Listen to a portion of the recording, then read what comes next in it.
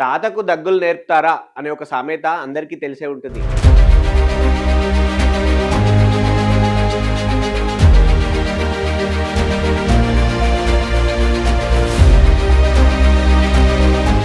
ముఖ్యంగా గ్రామీణ ప్రాంతంలో వాళ్ళకి ఇది ప్రత్యేకంగా చెప్పాల్సిన పని లేదు. ఇప్పుడు ఏపీలో రాజకీయం చూస్తుంటే అలాగే కనపడుతోంది. ముఖ్యంగా ప్రభుత్వం ఏం చేయాలి? చంద్రబాబు ఏం చేస్తున్నారు? లోకేష్ ఎలా ముందుకెళ్తున్నారు? ఇవన్నిటికి సంబంధించి సోషల్ మీడియాలో కావచ్చు, పార్టీకి మేము లాయలిస్టులమని చెప్పుకునే కొంతమంది చేస్తున్నటువంటి సలహాలు, ఇస్తున్నటువంటి సూచనలు మాత్రం ఖచ్చితంగా ఇదే అంశాన్ని అంటే తాతకు దగ్గులు నేర్పుతున్నారేమో అనే అనుమానాన్ని, ఒక అభిప్రాయాన్ని కలుగజేస్తున్నాయి. ఎందుకు అంటే చంద్రబాబు రాజకీయం సుదీర్ఘమైనది. టీడీపీ అధినేతగా కావచ్చు, ప్రభుత్వానికి పెద్దగా కావచ్చు, ఆయన ఎంతో ముందు చూపుతో పనిచేస్తారనేది ప్రత్యేకంగా నిరూపించుకోవాల్సిన అవసరం లేదు. చెప్పాల్సిన పని కూడా లేదు. ఉమ్మడి రాష్ట్రమైనా, ప్రత్యేక ఆంధ్ర అయినా అంటే రాష్ట్రం ఏదైనా కూడా డెవలప్‌మెంట్ విషయంలో, పనితీరు విషయంలో చంద్రబాబుకు పేరు పెట్టాల్సిన పని లేదు. ఎందుకు అనంటే ఆయన వర్క్ మోడ్‌లోనే ఉంటారు ఎప్పుడు అనేది ఓపెన్ సీక్రెట్. కానీ ఇప్పుడు చంద్రబాబు చేస్తున్న తప్పు, ఆయన ఇలా చేయాల్సింది, లేదు లేదు ఆయన ఇలా చేయాల్సింది అనే సూచనలు ఇచ్చేవాళ్ళు ఎక్కువైపోయారు. ఓ మాజీ ఐపీఎస్ కావచ్చు, నేను పెద్దాయన్ని అని చెప్పుకునే ఓ మోతబరి కావచ్చు, ఓ ప్రవచనకారుడు కూడా కావచ్చు. వీళ్ళందరూ ఏం చేస్తున్నారంటే ఇప్పుడు మేము గతంలో చంద్రబాబుకి ఇలా చేశాము, అలా చెప్పాము, అది సక్సెస్ అయింది. కాబట్టి మీరు ఇలా చేయాలి. ఇప్పుడు ఈయన ఇలా చేయట్లేదని సోషల్ మీడియాకెక్కి ప్రభుత్వాన్నే కాదు టీడీపీని కూడా బజారుకిడ్చే ప్రయత్నం చేస్తున్నారు.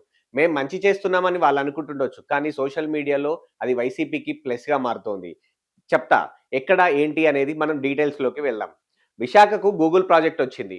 కర్నూలుకేమో స్వయంగా ప్రధాని వచ్చి వేల కోట్ల అభివృద్ధి పనులు ప్రారంభించి వెళ్లారు. ముఖ్యంగా ఇటు అమరావతిలోను పనులు పూర్తయితున్నాయి.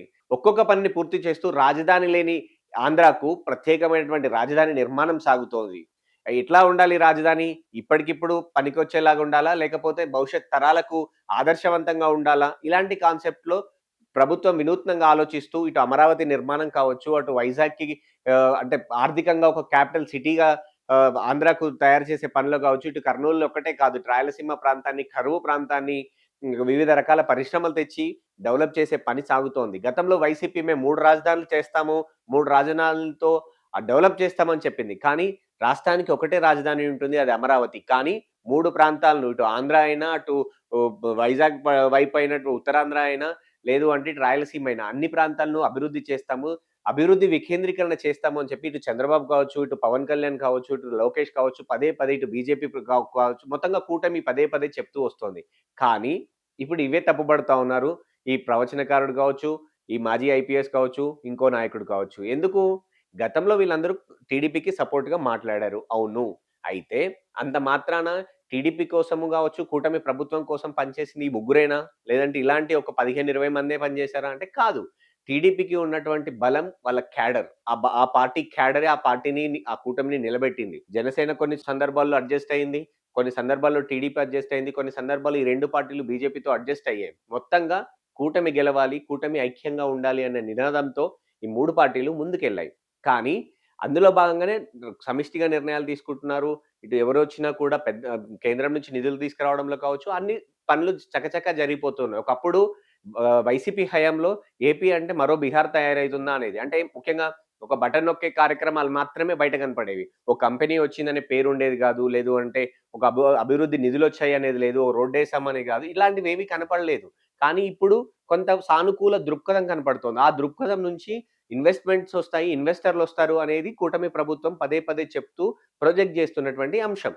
కానీ బ్రాండ్ ఏపీ అనే దాన్ని దెబ్బతీసేలాగా ఈ ముగ్గురు, నలుగురు నేతలు వ్యవహరిస్తున్నారనేది ఇటు టీడీపీ పార్టీలో కావచ్చు, కూటమి ప్రభుత్వంలో కావచ్చు చర్చ సాగుతోంది. ఎందుకు అంటే ఈ ప్రభుత్వం ఏర్పడి ఇంత మెజారిటీతో ఈ ప్రభుత్వం ఏర్పడి వైసీపీని కూకటి వేళ్ళతో తొలగించేసేలాగా ఈ ప్రభుత్వం ఏర్పడ్డది ఒక్క 10 మందో, 20 మందో కాదు. కార్యకర్తల కృషి ఉంది. ముఖ్యంగా టీడీపీ కార్యకర్తలు ఓన్ చేసుకున్నారు. ఇప్పుడు కాకపోతే ఇంక జగన్‌ని కొట్టలేము అనేటువంటి ఒక బలమైన నిర్ణయంతోటి ఈసారి అంటే మొన్నటి ఎన్నికల్లో పనిచేశారు. దానికి సంబంధించినటువంటి ఫలితం కనబడ్డది. అందుకు జనసేన తోడైంది. అన్నీ ఒక బలమైన దృక్పథానికి మిగతాయి కూడా తోడయ్యాయి. సో, అది కనపడుతోంది రిజల్ట్‌లో. ఇటు చంద్రబాబు కూడా నేను సీనియర్‌నో, నేను సీఎం అనో లెక్క అట్లా కాదు. అన్ని పార్టీలని ఇప్పుడు జనసేనని కలుపుకొనెళ్తున్నారు. అటు బీజేపీని కలుపుకొనెళ్తున్నారు. సో, ఐక్యంగా ముందుకు సాగుతున్నారు. ఆ ఐక్యత కొనసాగుతుంది అని జనసేన అధినేత పవన్ కళ్యాణ్ కూడా పదే పదే చెప్తారు. సో, కానీ ఈ కూటమి బ్రాండ్‌ని, ఈ కూటమి ఐక్యతను దెబ్బతీసేలాగా ముఖ్యంగా టీడీపీ చంద్రబాబును టార్గెట్ చేస్తూ కొంతమంది చేస్తున్నటువంటి నేతలు విశాఖకు గూగుల్ వస్తే ఓకే. కానీ కర్నూలుకు అయిపోయి ఆ పరిశ్రమలన్నీ ఎళ్ళిపోతే అమరావతి రాజధాని ప్రాంతం అంతా ఓన్లీ అమరావతికే వస్తే కోస్తాంధ్ర ఏం కావాలి? కోస్తాంధ్రకు ప్రాజెక్టులు తీసుకురారా? లేదు అంటే పలానా జిల్లాకి ప్రాజెక్టులు తీసుకురారా? ప్రకాశం జిల్లా ఏం కావాలి? ఇలా రకరకాల ఒక కొత్త వాదనలు తెరపైకి తెస్తా ఉన్నారు. ఏం చేయాలి అనేది ప్రభుత్వం ఒక స్పష్టమైన ప్రణాళికతో ముందుకెళ్తున్న సందర్భంలో ప్రతిపక్షాలకు ఛాన్స్ ఇచ్చేలాగా, ప్రతిపక్షాలకు కొత్త అస్త్రాలిచ్చేలాగా ఈళ్ళు మాట్లాడుతున్నారనేది ఇప్పుడు టీడీపీ శ్రేణుల్లో కావచ్చు, కూటమి నాయకుల్లో కావచ్చు తీవ్రమైనటువంటి అసంతృప్తి ఉంది. అంటే మేధావుల ముసుగుల్లో మేము గతంలో టీడీపీకి అనుకూలంగా పనిచేశామని చెప్పుకునే ముసుగులో, ఇవన్నీ కొత్తగా విమర్శలకు రావడం అనేది ఈ టీడీపీ కూటమికి సంబంధించినటువంటి నేతలు ఎవరు కూడా అంటే సహించే పరిస్థితిలో లేనట్టుగా చాలా స్పష్టంగా కనపడుతోంది. గతంలో కొద్దో గొప్పో తోడయ్యారు. అంటే ఒక ఉద్యమానికి వైసీపీ వ్యతిరేక ఉద్యమానికి వీళ్ళందరూ కూడా తల ఇంత తోడయ్యారు. కానీ ఈ కొద్ది మంది మాత్రమే ఇది సాధ్యం కాలేదు. కార్యకర్తలు అన్ని పార్టీల కార్యకర్తల కృషి ఉంది. కానీ అలాంటి కార్యకర్తలు ఎవరు కూడా ఇప్పుడు వాళ్ళ అంటే మా వల్లే ఇదంతా జరిగిందని ఎవరు కూడా అది కోరుకోవట్లేదు. వాళ్ళకి పదవులు కోరుకోవట్లేదు. కేవలం పార్టీ అభిమానాన్ని గావచ్చు, నాయకుల మీదటువంటి అభిమానంతో పనిచేశారు. ఆ అభిమానమే వాళ్ళని నడిపించింది. ఎందుకు అంటే వైసీపీ అధికారంలో ఉన్నప్పుడు మనం చూసాం. పెద్ద పెద్ద నాయకులు ముందున్నా కూడా అంటే ఎమ్మెల్యేలు ముందున్నా కూడా ఒక సామాన్య కార్యకర్త ఎదురెళ్లి తొడగొట్టి నిలబడ్డ పరిస్థితిలో ఏపీలో మనకు చాలా నియోజకవర్గాల్లో కనపడ్డది. అలాంటి కార్యకర్తలు ప్రభుత్వం ఏర్పాటు కావాలి, వైసీపీ దిగిపోవాలని పనిచేశారు.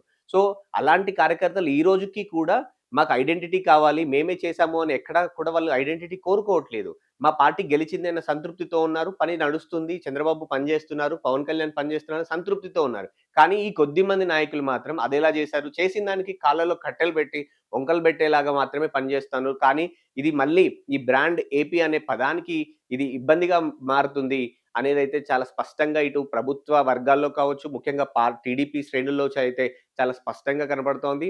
40 ఏళ్ల రాజకీయ పైగా అనుభవం ఉన్నటువంటి చంద్రబాబు బో బ్ ఎన్ స కొన్ని సంవత్సరాల పాటు, కొన్ని టర్మ్‌ల పాటు సీఎంగా చేసినటువంటి చంద్రబాబు పార్టీని కష్టకాలంలో నడిపించారు, ప్రభుత్వంలోనూ నడిపించారు. ఎత్తులు చూసారు, పల్లాలు చూసారు.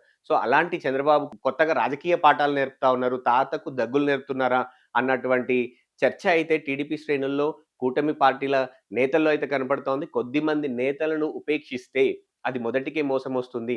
ఎదుటి వాళ్లకు అస్త్రాలుగా మారేటువంటి మన అనుకున్న వాళ్ళైనా సరే వాళ్ళను దూరం పెట్టాల్సిందే అనే అభిప్రాయం అయితే చాలా స్పష్టంగా ఇప్పుడు ఏపీలో కనపడుతోన్న రాజకీయం.